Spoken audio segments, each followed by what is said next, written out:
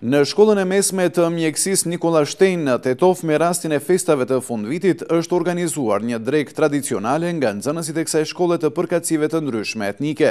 Ky manifestim ka për qëllim bashkimin multietnik të nxënësve, arsimtarëve dhe prindërve, që së bashku pa dallim etnie të kremtojnë këto festa të fundvitit. Shpresa Lika, drejtoresh në shkollën e mjekësisë në Tetov, u shprese me rastin e vitit të ri. Nxënësit maqedonas, shqiptar dhe turq në bashkëpunim me profesorët e tyre organizuan këtë drekë tradicionale dhe shpresoj që ky organizim të bëhet një lloj tradite në shkollën tonë.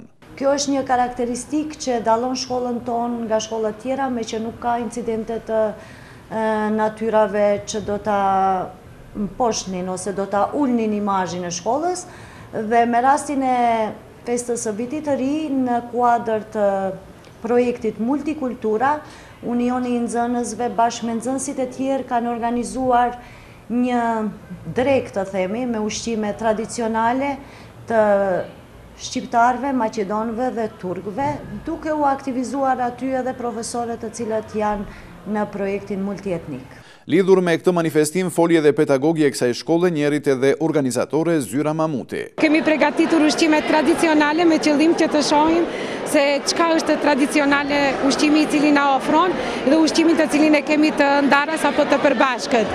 Megjithatë, gjatë përgatitjes gjetëm një bashkëpunim shumë të madh dhe ishte shumë interesant bashkëpunimi me prindërit dhe me nxënësit e pikërisht të kësaj shkolle. Ja, siç e shihni vetë edhe përgatitja, gjithçka na bashkon. Prandaj edhe vetë projekti quhet edhe projekti ndëretnik, dhe megjithatë nuk ka dallim ndërmes etnikëve sepse gjithçka është që na bashkon. Ndryshe, kjo është hera e parë që në këtë shkollë organizohet një drekë tradicionale të tre përkatësive etnike.